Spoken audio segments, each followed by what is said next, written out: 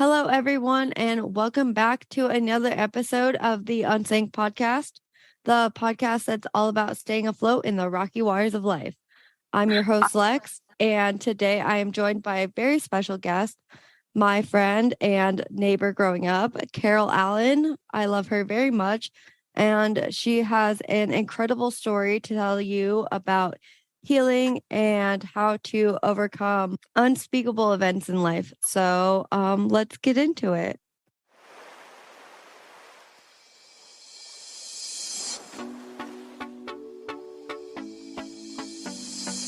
Hello, everyone, and welcome to the Unsank Podcast, the podcast that's all about staying afloat in the rocky waters of life.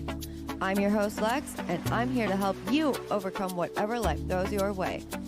Each episode, we'll be discussing a new topic, from healing trauma to building confidence and rising above the waves, all with the goal of helping you become the badass you were always meant to be. So, if you're ready to take control of your life, then Unsank Pod is the podcast for you. Now, let's dive right in because we have some sailing to do. Hi, Carol. How are you doing today? I'm good. Thank you. All right. So, if you could just start by telling your story and everything that you went through. Sure. Absolutely. Well, my name is Carol Allen. I've been married to my husband, Tony, for, it's going to be 34 years. We raised two boys in Cave Creek, Arizona. And my son, TJ, is currently 31. And then my son, Tyler, who was my baby, is forever 19. 8 years ago, he was in a motorcycle accident when a woman who wasn't paying any attention just kind of cut in front of him and they collided. So needless to say, I grew up Catholic. And although I went to Catholic schools for most of my, all of my elementary years. And then in high school, I did go to a public high school. Even though I went to a Catholic school as I got older, I really stopped believing in anything besides this life on earth. And so when Tyler's accident occurred, you could imagine the devastation. I almost say now that I felt like I lived in a bubble prior to that time. I feel like I had this amazing life. I'm in great marriage, incredibly close to my two boys. And I was completely and utterly shattered. So much so that, I couldn't work. I didn't work for a year. I basically just laid in bed. Tyler was living at home. He was going to Motorcycle Mechanics Institute. He had left NAU his first semester because he said he just didn't feel like he was really a college kid. His older brother, TJ, is very studious, very, school comes very easy to him. And so he wanted to take that same path as his brother, but he just realized that he wasn't a college kid and he wanted to go to Motorcycle Mechanics Institute. So he moved back home and was living here. And he was just a couple months short of graduating when, the unthinkable happened. And crazy thing is, I never wanted him to ride a motorcycle. I was scared to death of it. But my husband had said, he's a grown man and I needed to let him live his life. So anyway, as soon as the shock wore off, I was in a horrible, horrible depression. I really didn't even want to be here anymore. Although I also didn't want my other son to feel like he wasn't as loved as his brother. So I kind of felt like I was stuck here in this world. And I could not imagine ever feeling happy again, ever finding any joy.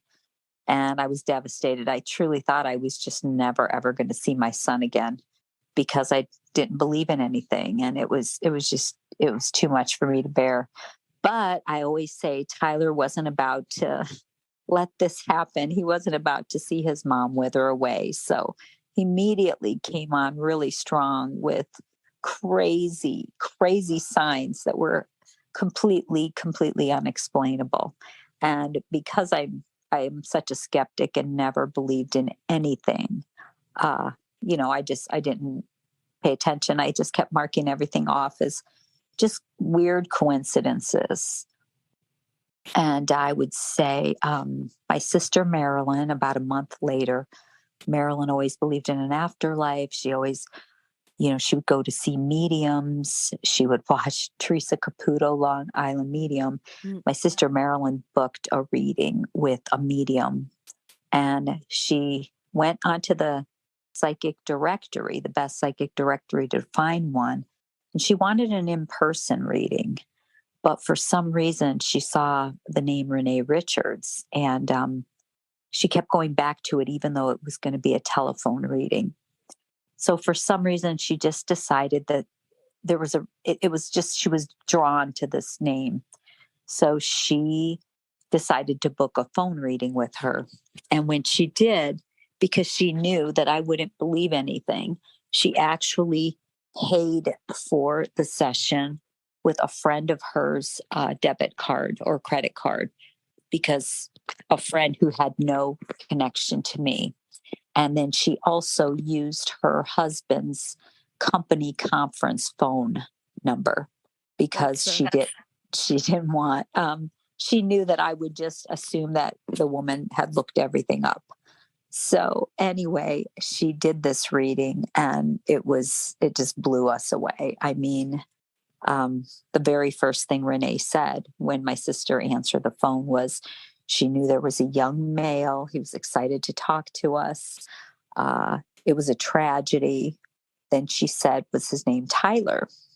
And my sister said yes. And she said, oh my gosh. And she said, did he ride a motorcycle? Was it a Harley accident? And my sister said yes. And she screamed and said, that's why you picked me, because I ride a Harley and he connects with me.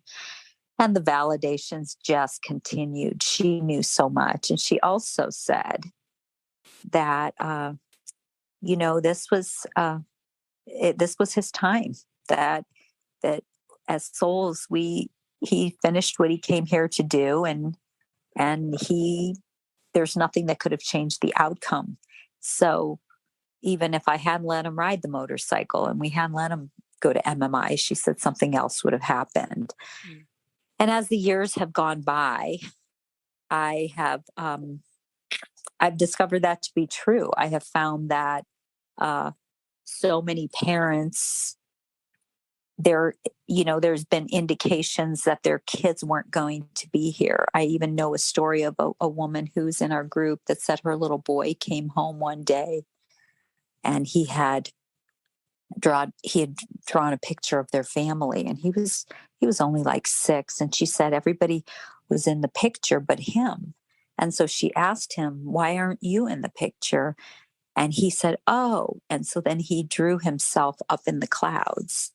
So it's crazy that, through all my research and all my reading about the afterlife and all my readings with mediums, I do believe we have a soul plan. And I think we come here to learn lessons. And I've been told from mediums that Tyler, this was all part of our soul plan. And in this lifetime, Tyler wanted to help me grow spiritually, and nothing would have helped me go on this search for answers and realize that there's just so much more out there than having, in my opinion, the worst thing that could happen to anybody, and having their child pass away. Yeah. Yeah. That is pretty much probably the worst thing that could ever happen. Tyler was an amazing human. I know everybody who knew him absolutely loved him. I loved him. It was great to be able to grow up near him. Yeah, he's just an amazing human. And it's so cool though, in his passing, because I learned a lot of that too, watching you go through that about just how like it's not really the end, and how like everything that you go through in life has purpose and meaning. And like Yes. I completely agree with you that we like we kind of choose our own path, like before we're even born, and Exactly. that was his journey, and that was just his time. Yeah. And I have found that most of these kids that pass early have the same type of personalities. They're kind of the underdog. They're the cheerleader for the underdog. Tyler was popular and loved and had a ton of friends, but he would be the one who would befriend the kid that everyone picked on. He was the one, everybody thought that he was their best friend. He got invited to a birthday party when he was in middle school, and I remember asking him when I was dropping him off if this was a new friend, because I'd never heard him mention him. And he said, Mom, I really don't even know him that well, but he is in my math class, and he invited me because he said I'm the only one who's nice to him. And it was that's just who he was, who he is. I don't even say was, because he's still here. I just can't see him. But and I have found that a lot, because I'm a part of a support group, and I kind of started an affiliate group as part of this support group. It's called Helping Parents Heal. And I have meetings monthly with the parents, and just getting to know so many parents and getting to feel like I know their kids that have passed on the other side. Their personalities seem to be very similar. I mean, it's crazy how many people will say, "Oh, you don't understand. My daughter or my son, they were like, everybody loved them. They were everyone's best friend."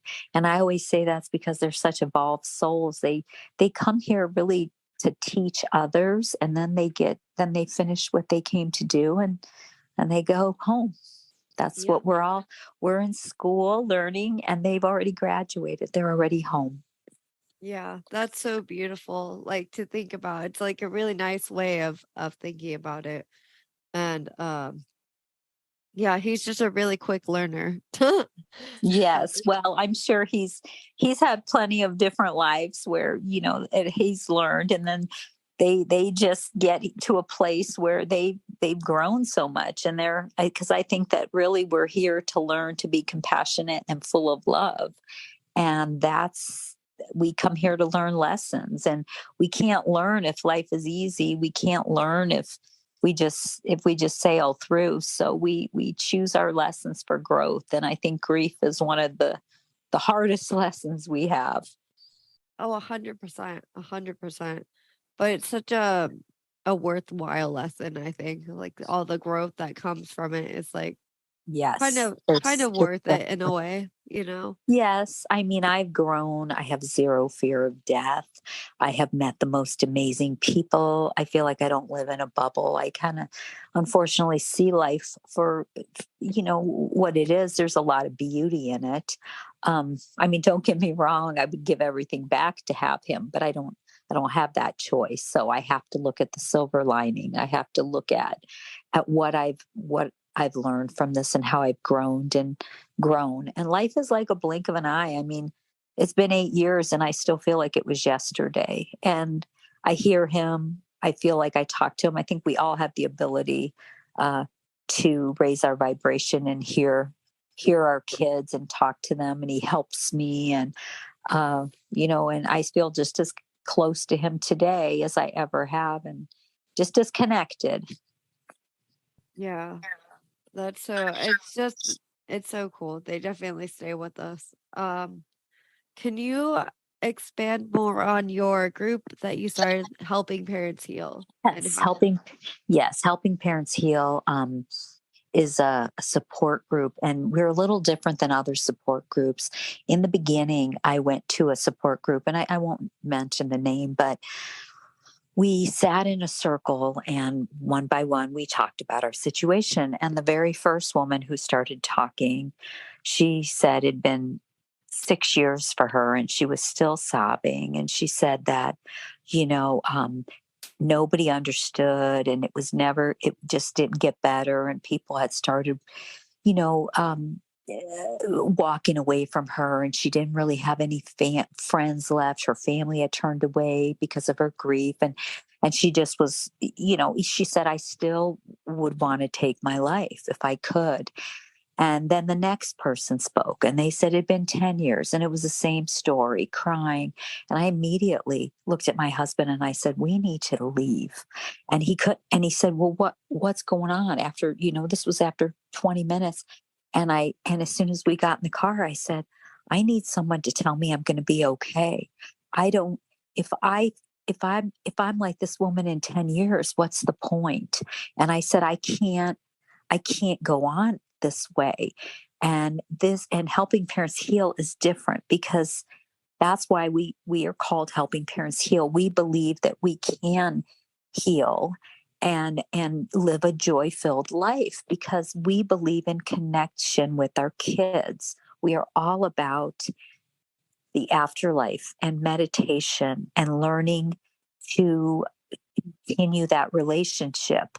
And we work on finding that proof that they are with us and that they haven't left and that they're helping us to heal. And that's what we focus on when we sit and talk to parents at my meeting.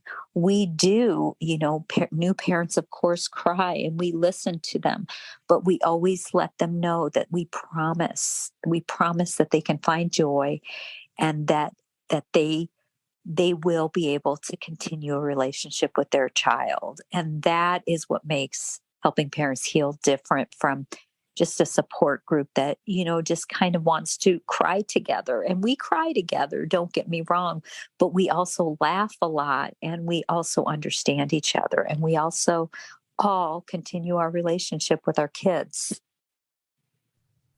Wow, that's so cool. And that's so important. I know when I got out of my abusive relationship, I had so many people tell me that my PTSD and everything that I was experiencing was I was just going to be that way forever, like having panic attacks and all the horrible, symptoms that come along with that. And I just, I refuse to believe that, kind of like you, where I'm not just going to sit there and cry. Um, and I sought out, like I did research, I sought out other healing modalities, and I realized that there is such thing as neuroplasticity and that you can heal your brain. And I think that's so important when anyone goes through trauma is that we need to tell people, that you can heal, that healing is possible, and that anyone that tells you differently is just that's simply not factual. Uh, Exactly. And it also is a choice. I mean, you have to want to get better. And in the beginning, I didn't. I just thought, you have to go through the grieving process too. But yeah. then I thought, if I'm going to be in this world, who I need to find some joy because I mean, if I chose to stay in that dark place and do nothing and just cry and lay in bed, it's not going to change my circumstances. It's not going to bring my son back to me fit in the physical form. So it's a choice to make to say, I need to find joy. I want to find healing. And we're all different and we all have, our journeys are different and there's no timeline. I mean, some people, um, some people can get there quicker than others, and there's no judgment. But in the end, it is possible to be able to laugh again and want to get up and do things that bring me joy. Yeah, that's so important. Yeah, I just, laying in bed and feeling sad, like it's not that it's not going to happen. But you have to just come to a place where like you laying in bed and crying and feeling that way isn't going to change what happened. And Exactly. yeah, I think it's so important to kind of push through that and just realize that there is hope and there is good things on the other side if you just kind of keep going and keep That's right. looking for other, things to That's help, right. which is why what you're doing with helping parents heal is so important.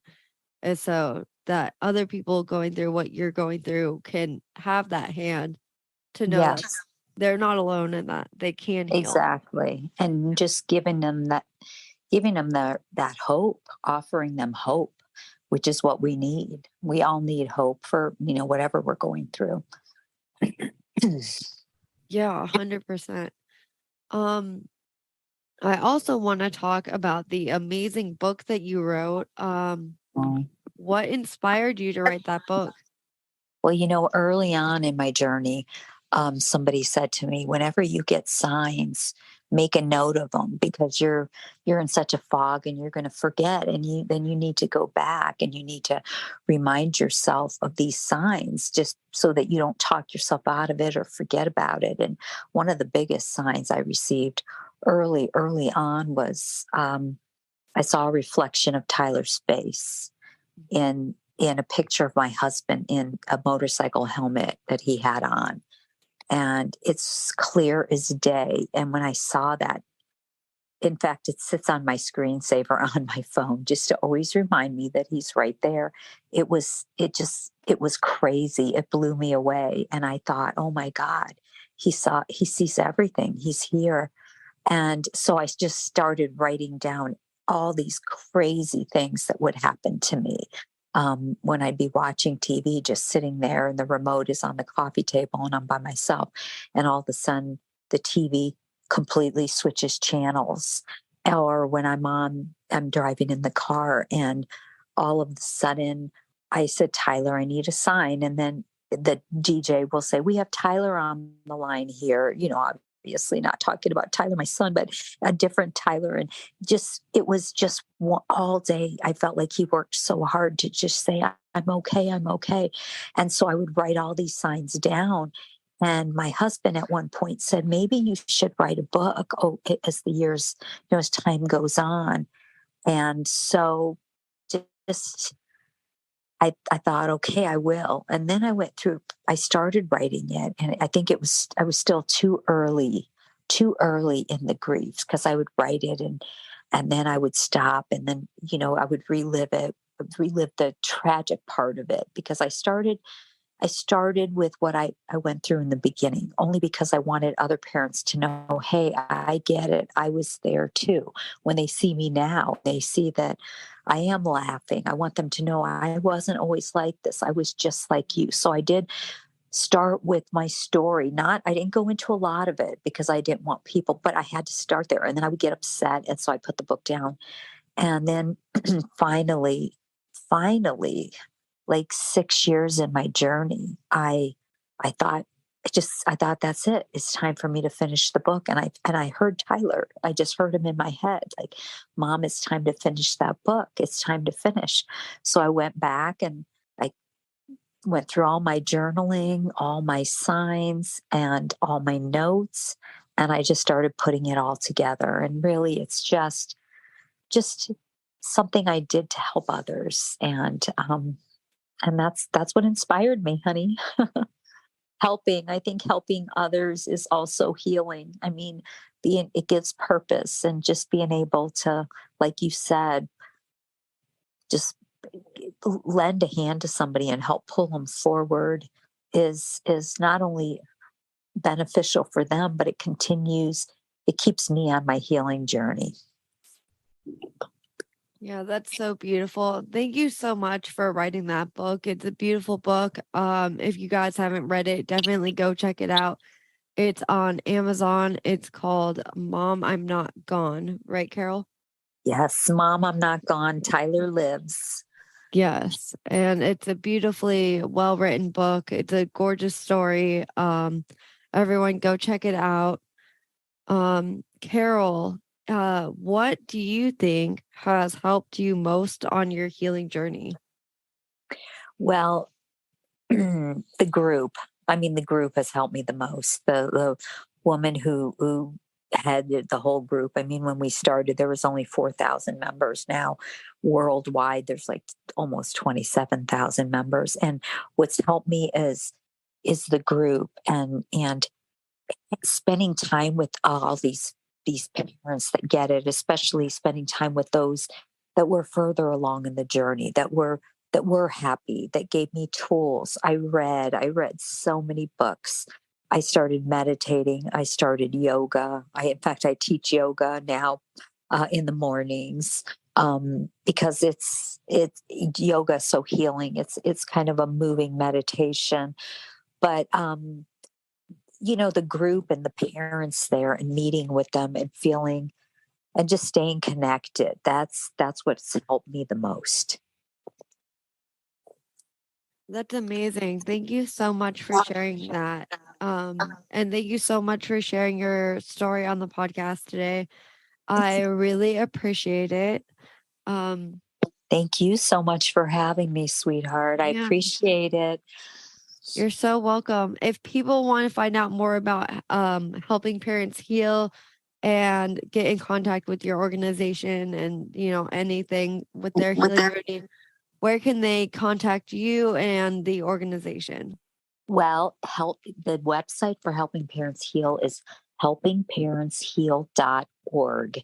And on there's all the information about the group, and we focus on signs and uplifting things. And we have what we call caring listeners. I'm actually a caring listener as well. And my information is on the website, my email, my phone number. And one thing I want to say about the group is it's 100% nonprofit. I mean, every single person who is a part of Helping Parents Heal is a volunteer.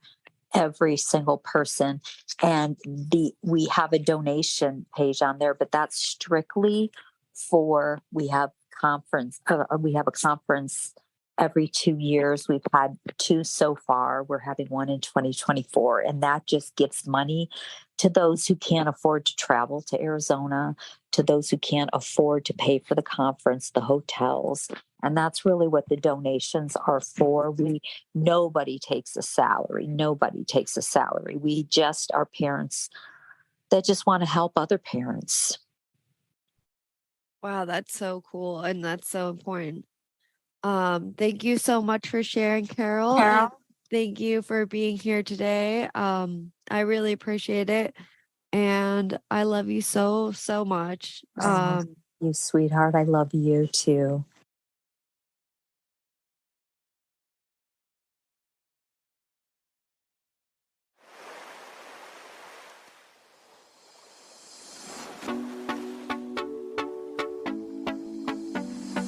Thank you for joining us on this amazing episode of Unsank Pod. I hope that you found inspiration, healing, and the courage to rise above the waves of life. To stay connected and receive updates on future episodes, follow us on Instagram at unsank.co and unsank.pod. You can also find us on Facebook and Twitter at unsank_co. For additional resources and information, visit our website at unsankco.com. You can also find our episodes on popular podcast platforms such as Apple, Spotify, Amazon, Stitcher, and many more. Before we part ways, I want to extend my deepest gratitude to all of you who have shared your time with us. Your openness and willingness to explore the path to healing have made this podcast truly special. Keep healing, keep growing, and keep spreading the light to those around you. Take care, and remember to stay unsank.